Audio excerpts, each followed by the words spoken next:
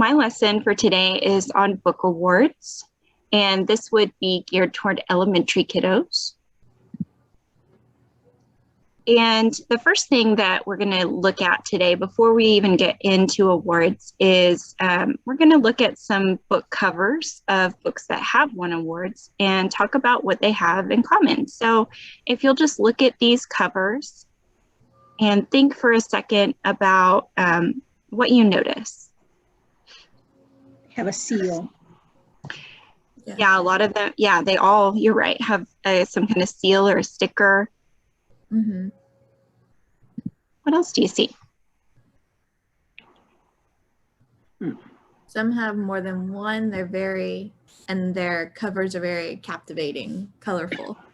Yeah, that's true. And you're right. Some of them do have more than one awards, like Trombone Shorty, and the covers really are eye-catching. I agree with that for sure. So one of my questions for you is, a lot of times whenever a book wins an award, it's because somebody thinks it's good in a certain way. So what determines what makes a book good? What do you guys think? If the readers like it. If readers like it? I'm sorry, what was the last one? I didn't hear. Have they become popular among readers? Popular. Yeah, for sure. If readers like it, if it's popular. What makes a book good for you? I get to enjoy it. Yes, I want to keep reading it. It has a great story with, problems that the character faces. Yeah, those are good. Great story, want to keep going. It's a book that we enjoy. And I think like Lizette said, it's usually a popular book. So we're going to talk just briefly. I'm going to share some excerpts with you from an award winner called Brown Girl Dreaming by Jacqueline Woodson. And what do you notice about the cover of Brown Girl Dreaming? 3 seals. 3, yeah. This one has won 3 awards. It's won a Newbery, a Coretta Scott King Award, and a National Book Award. So Brown Girl Dreaming is actually a book of poetry, but it's a narrative poetry. So Jacqueline Woodson, this is actually autobiographical. So she's telling about her life in poems. So the first poem that we're going to look at is called February 12th, 1963. And this is the first poem in the book. I am born on a Tuesday at the University Hospital, Columbus, Ohio, USA. A country caught between black and white. I am born not long from the time or far from the place where my great-great-grandparents worked the deep, rich land unfree, dawn till dusk, unpaid, drank cool water from scooped out gourds, looked up and followed the sky's mirrored constellations to freedom. I am born as the South explodes. Too many people, too many years, enslaved, then emancipated, but not free. The people who look like me keep fighting and marching and getting killed, so that today, February 12th, 1963, and every day from this moment on, brown children like me can grow up free, can grow up learning and voting and walking and riding wherever we want. I am born in Ohio, but the stories of South Carolina already run like rivers through my veins. What did you notice about that excerpt? Y'all hear me? Yes, we can hear you. Sorry, technical difficulties. Totally fine. I really was drawn to the imagery that was established by the descriptive text as far as, being able to see what I'm reading and really making sure that it's clear and very detailed, which are things that I've seen in my life that I can put to the text. Mm-hmm. That's a great point. That's one of the things that I really like about Brown Girl Dreaming. Jacqueline Woodson's imagery is amazing. She's very good at helping the reader visualize, picture, hear, all of the things that she writes about. The next one is called The Beginning, And one of the things that Jacqueline Woodson writes about a lot in her book is her love for writing and where it began and how it was cultivated. So again, this is the beginning. I cannot write a word yet, but at 3, I now know the letter J. Love the way it curves into a hook. Then I carefully top the straight hat, the way my sister has taught me to do. Love the sound of the letter and the promise that one day this will be connected to a full name, my own, that I will be able to write by myself, without my sister's hand over mine, making it do what I cannot yet do. How amazing these words are that slowly come to me, how wonderfully on and on they go. Will the words end? I ask, whenever I remember to. Nope, my sister says, all of 5 years old now, and promising me infinity. So that's the beginning. What do y'all think of that one? It's kind of weird. The symbolism of the J, but eventually it's going to be justice. Ooh, that's Everyone. good. I like that. Mm-hmm. For practicing of the J. I like I'm that trying to too. remember. I don't think I was ever fascinated with the letter when I was starting. Maybe, I think though the M, because that was the start of my name, the start of my identity, like that's who I am. So I can definitely see that perhaps the J was because that's who she is. And so I'm very intrigued, but at the same time, I'm like, girl, I've been there, done that. So I know what that's like. Yeah. I remember liking the cursive L when I was little, and I would just practice it over and over again. And it was the first letter of my last name. So maybe That's that's, awesome. that's a thing. It is. No, Maybe not these days, but. Mm-hmm. it was nice learning how to write in cursive, I remember, and practicing it, the capital letters, the small letters, and like the L because of my first name, and trying to make it different, Right. something that identified with me, like Marco said, something that was me. Yeah. Mm-hmm. Yeah, and identity is a big, big theme in or topic in Brown Girl Dreaming. She talks about not being sure what her identity is. She's kind of split between the North and the South, but both of them have racial issues that she has to deal with too. And it makes it really interesting to kind of see her journey through all of that. And her 2 families struggle in different ways with that same issue. The last one that I'm going to read is the Butterfly Poems. So this also has to do with her love of writing.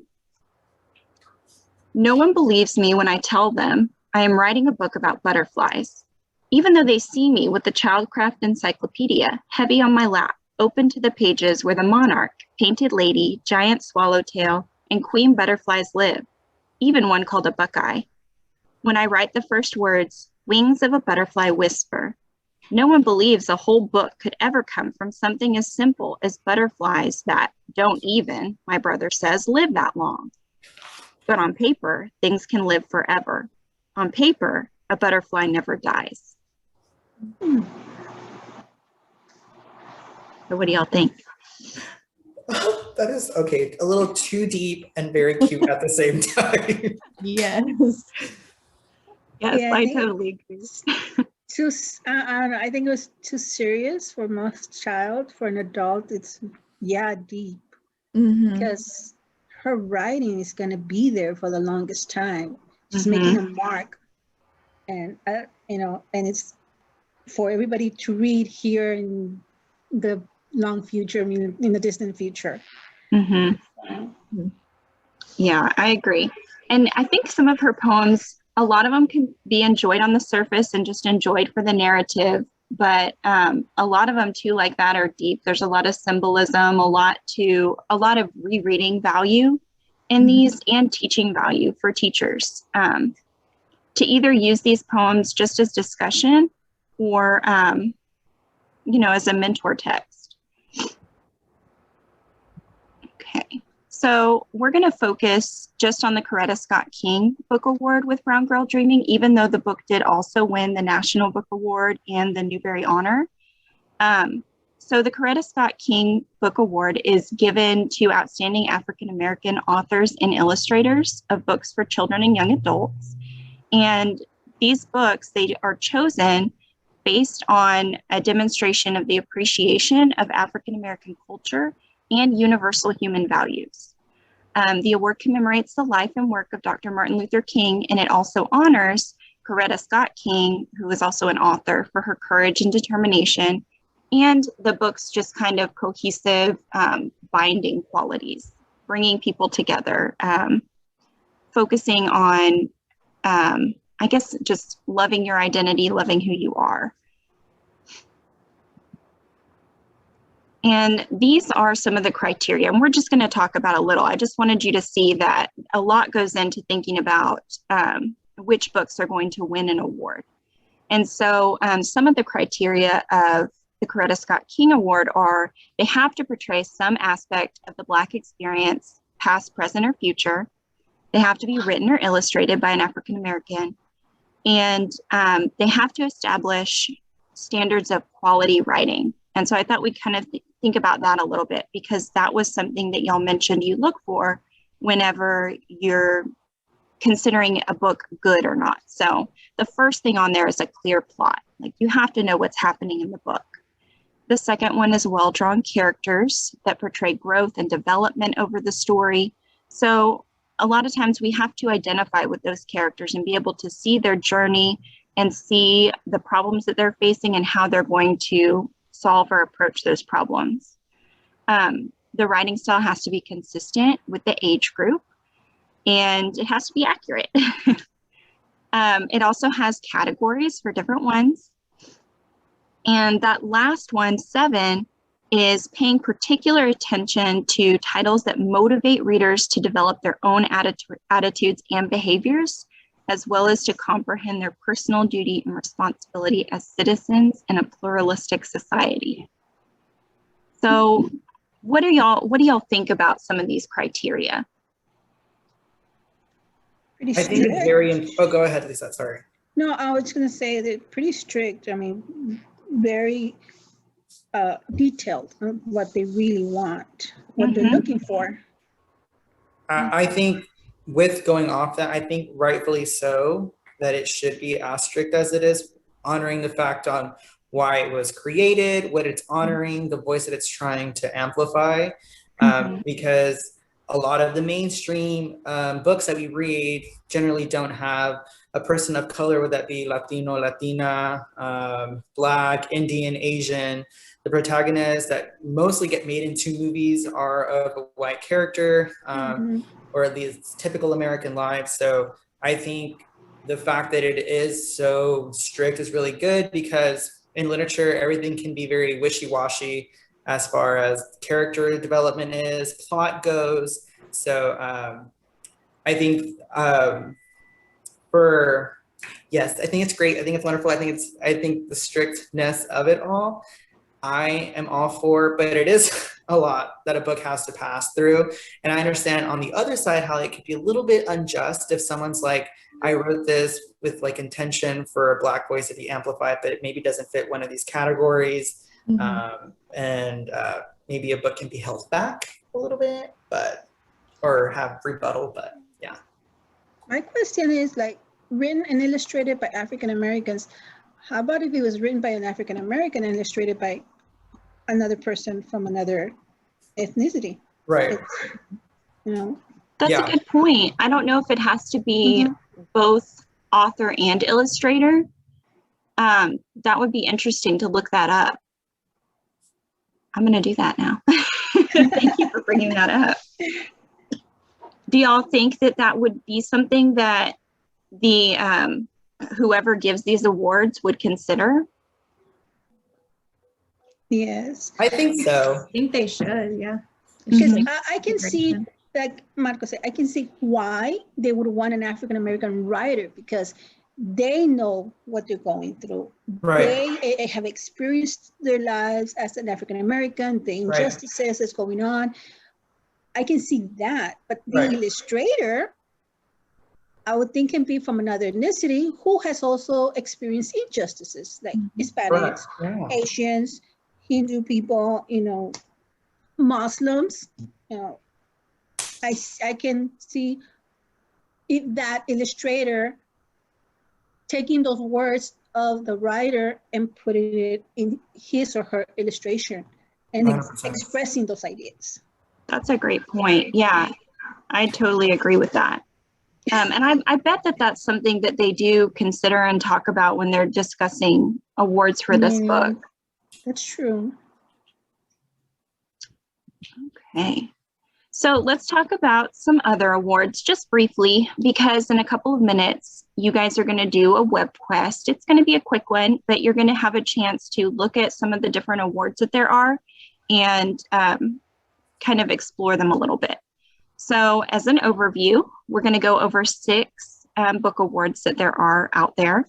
The first one is the Newbery Award, and this one is pretty general. It's an honor for the greatest contribution to American literature for children. So pretty broad. And you can see the medal down below there. Then we have the Caldecott, and this is awarded for distinguished picture books for children. So whereas the Newbery focuses more on the text and the words, the Caldecott is really focused on the pictures that go along with those words. Then we have the Pura Belpre, which is awarded to distinguished Latina authors and illustrators, best portraying or illustrating and celebrating the Latino cultural experience. And so that award is right down here. And these are the 2020 winners. So New Kid by Jerry Craft won the Newbery Award recently. And then for Caldecott, we've got the Undefeated, which is Kwame Alexander and Kadir Nelson. And then the last one for the Pura Belpre was Sal and Gabby Break the Universe. And if you're familiar with the Bluebonnet list, this is on there as well. We also have the Coretta Scott King, which we talked about. It recognizes African-American authors and illustrators of exceptional children's literature. And that, again, was New Kid. We have National Book Award, celebrates the best writing in America. Again, real broad. And they have it in a lot of different categories, but they do have a YA young literature category. And that one was King and the Dragonflies by Kason Calendar. Then we have the Cyber Informational Book Medal, and this one is actually for informational books for kids. And that one was Fry Bread. Have any of y'all read any of these books? No. I've read New Kid numerous times, and the follow-up Class Act, the companion graphic novel. I included it in our first blog assignment, blog number 1. And what were the first 3? The first 3 were New Kid, The Undefeated, and Sal and Gabby Break the Universe. I've held Sal and Gabby Break the Universe in my hands, so I'm going to say that I have it, even though I technically haven't.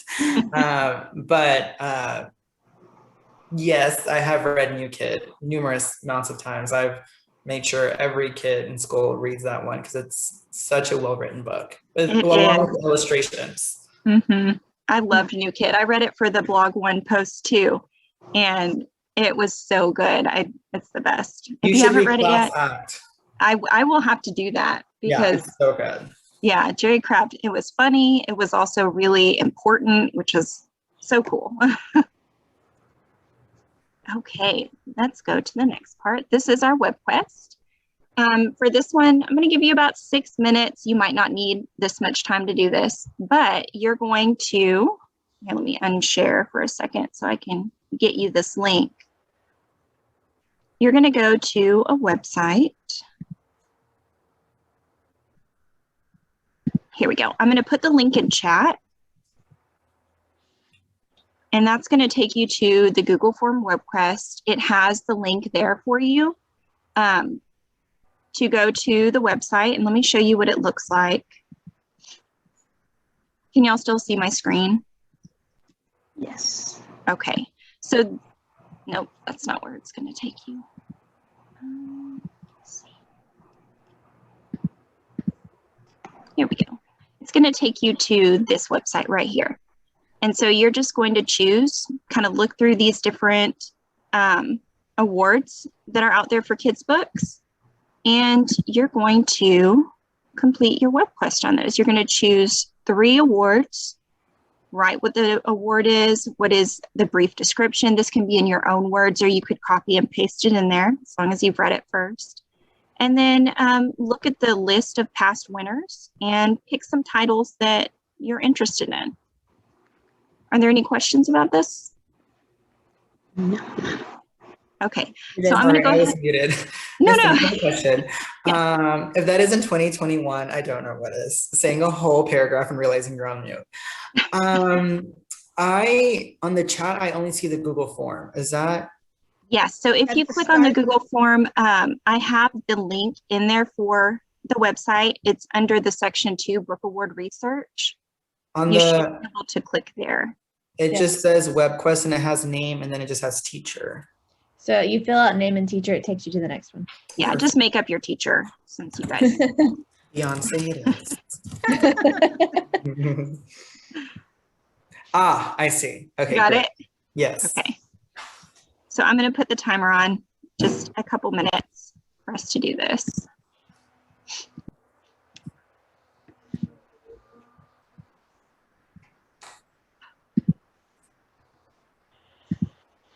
Oops.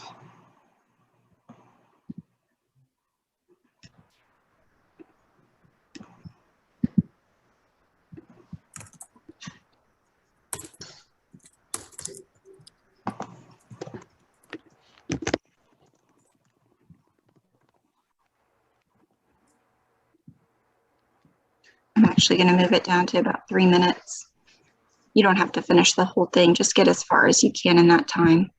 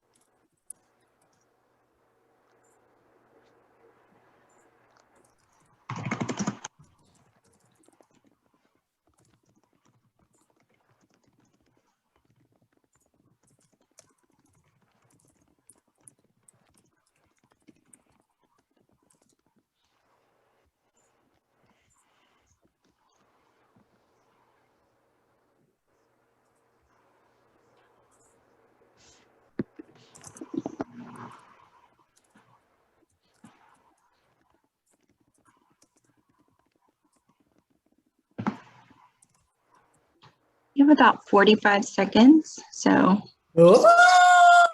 keep that in mind.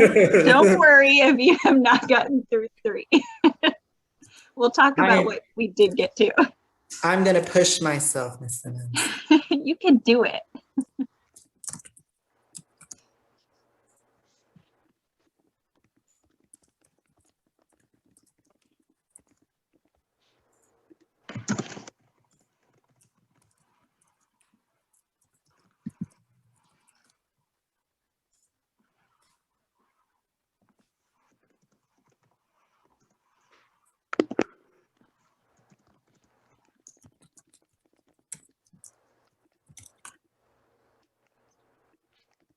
Okay, time's up. So what award list did you look at? I looked at some that we've already talked about just because I wanted to see what other books were on the list, aside from the ones in the presentation. So I looked at Pura Belpre, I looked at Coretta King Scott, and I looked at The Cattle Caught. I was very interested in seeing what other books were on the list for those. Nice. Were there any books that you're interested in after looking at those lists? Yes. Lupita Nyong'o is one of my favorite actresses, and she wrote a book, the picture book called Sway, and that one was on the Coretta Scott King. And as I was going through the Pura Belpre, there was one called Alma and How She Got Her Name, Oh, which is a that's a book good that one. I did for blog post 1. And then I also did for the book talk assignment that we had to do. I was like, that book is so good. It really is. So proud of your name. And I was like, woo. That really was a great book. What list did you find, Lisette? Well, I went to the Coretta Scott also, and I went to see other books. The Parker Inheritance, I wanted to read it, but somehow I didn't choose that one for my blog, but I chose Finding Langston, and it's the most beautiful story I've ever read. I recommend it. I really do. I cried. I don't know if I should tell you. It's the child's named Langston after Langston Hughes. And he feels he's from the South. He moved to Chicago. This is I believe in 20s, I think. I'm not sure. No, 40s. And he feels out of place. He's in Chicago, and he ends up by mistake at the library. And he goes straight to the nonfiction, and he finds this book where his name is on the cover, and he reads it and he loves it, and he enjoys the poetry of Hughes, but he just thinks, oh, it's just a man called Langston like him. But eventually he finds out that his mom was in love with the poetry of Hughes, and that's why he was named Langston. And that's so beautiful because he identified himself with Langston Hughes' poetry. You got to read it. You really have to read it. It's beautiful. I'm going to put that on my list now. And now I know why it won. It's tear-jerking, but it's a beautiful, beautiful book. Oh, I know. I really love it. Sorry. It's a well-written book. The story is beautiful. And like Michael said a little while ago, just reading it, you can picture the scene. There's no illustrations, but just the words. You can picture the child, you can picture his frustrations, you can picture the environment, the people. It's a beautiful book. So those Coretta Scott King Award givers, whoever they are, they're doing a good job, it seems like. Which ones did you pick, Melissa? Or what list did you look at? I'm trying to pull it back up. Got to move them. So I did the Caldecott Medal one and then the Newbery Medal. And for the book, I picked The Girl Who Drank the Moon. I actually did that for our first blog assignment, which was it was a really good book. I did have to read a little fast, but it was very, it had very descriptive, a lot of imagery. It went on with different people's stories throughout. It was a lot of magic involved in it, and it was a really good book. I kept turning the page, so I was able to read it fast because it was so engaging. That's neat. So did y'all learn some new things about the awards from looking at those? Yes, I learned that it's not only for the author, but the book can win it as an illustrated award. Like Pura Belpre has one for the author, but she has one also for illustration, and same with Coretta Scott King, and which I thought was really neat because as much as the author should get credit, the illustrators should get also the equals amount of credit because they're the ones bringing the words to life, especially in a picture book. And sometimes the words and the pictures coincide and work with each other and coexist, and one's not depending on the other, but they're both depending of each other. Yes, that's very true. like in Alma, how she got that name. I love the illustrations. They're so tender to the child, so beautiful. Pastel colors. I loved it. It's a beautiful book. I think that book anybody can read it, no matter what age you have. Yeah. It's a beautiful message. Yes, I totally agree with that. And it's funny you say that too, because I had read Alma, and then I was looking through the lists for some of the other books for our web project or for our blog project. And then that's how I came across La Princesa and the Pea. And that's also the same illustrator as Alma. And you could just tell. And the pictures were just kind of that same style, but they're so engaging and interesting. And I think that when we recognize those illustrators for being able to catch somebody's attention with their pictures in the book, that's really important, because a lot of our kids also, that's how they pick their books. Yeah. So yeah, that's a good point. Okay, so in our library lesson where the kids are, what we would be doing right now is they would have some paper and they would be coming up with their own medal, their own sticker for an award that they would like to give. So what I want y'all to think about is I want you to come up with 3 criteria by which you would judge books if you were in charge of an award. And then as you're thinking about that, when you've come up with your criteria, think about a name that you would give your award. And then we would design a fun sticker for it, just like the ones up here. So you can kind of think about that too.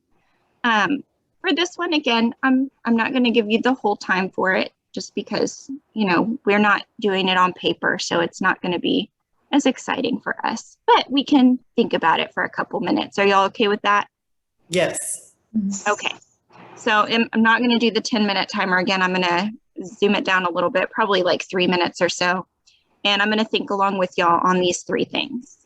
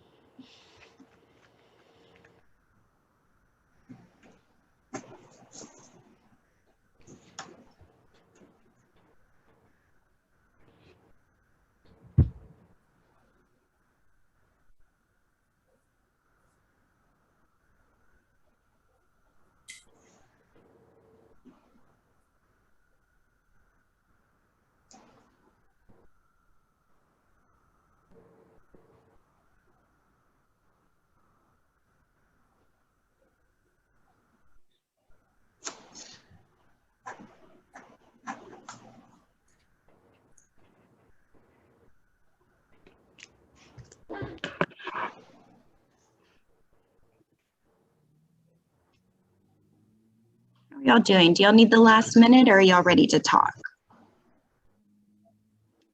I need perhaps maybe another 15 to 20 seconds, please. You got it.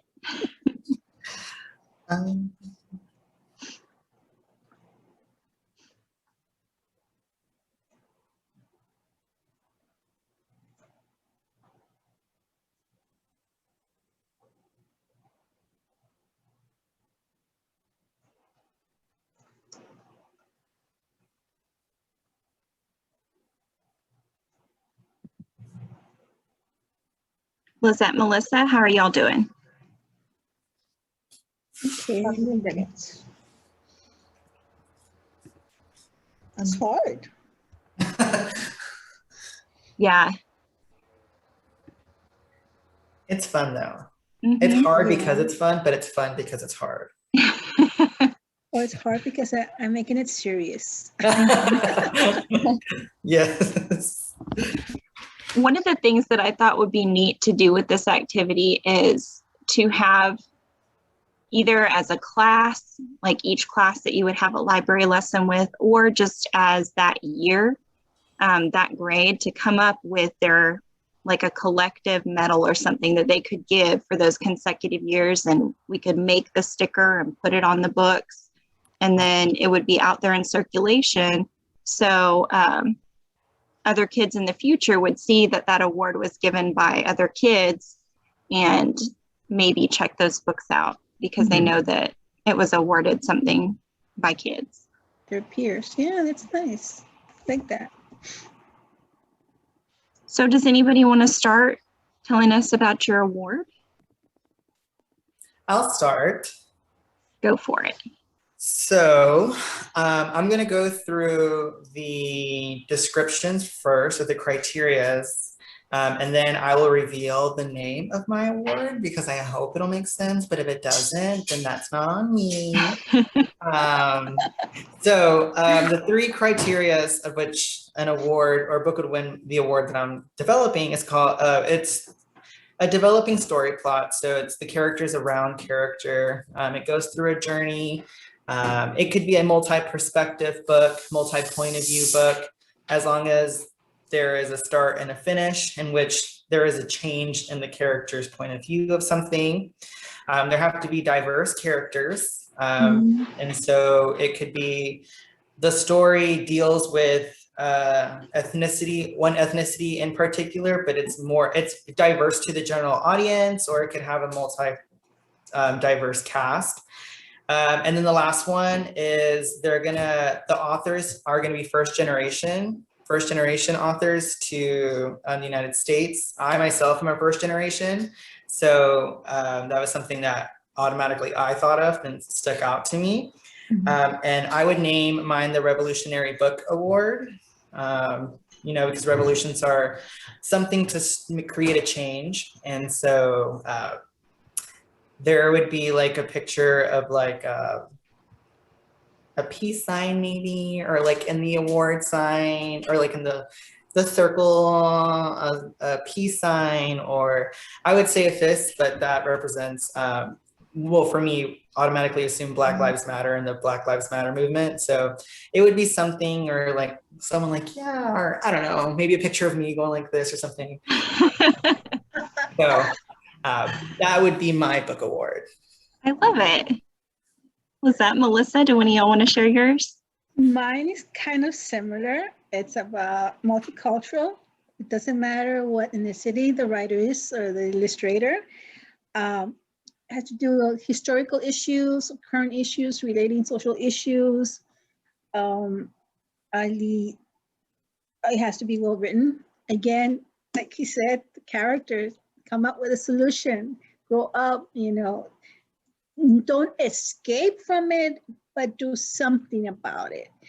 And the symbol will be the world. And of course it will be called Our World. Oh.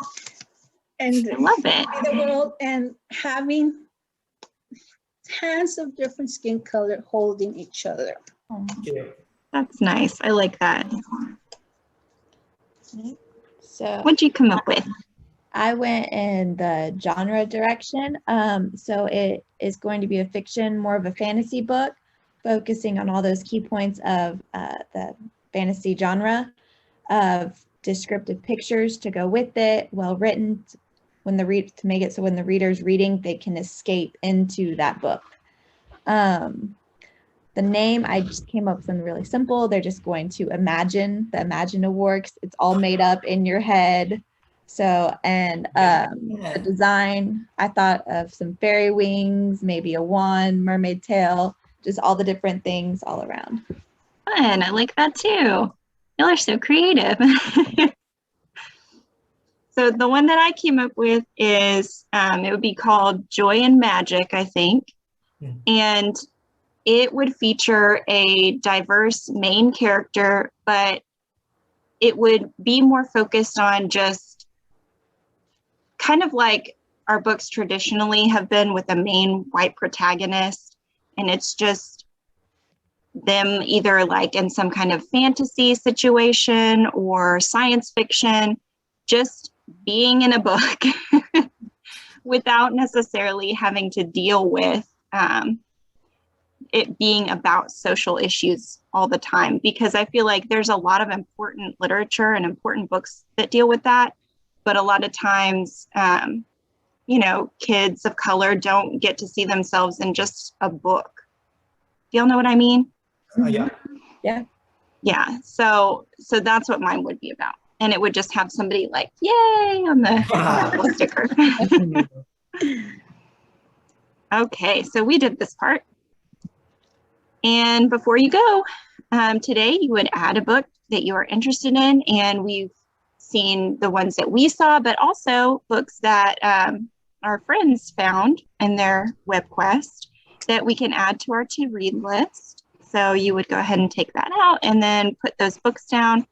And hopefully this also would be, of course, in the library where I would have all of these different award winners out so the kids could go and look at them and touch the books and flip through them before they have to put a book down on their paper. Mm-hmm. So, and that's all I got.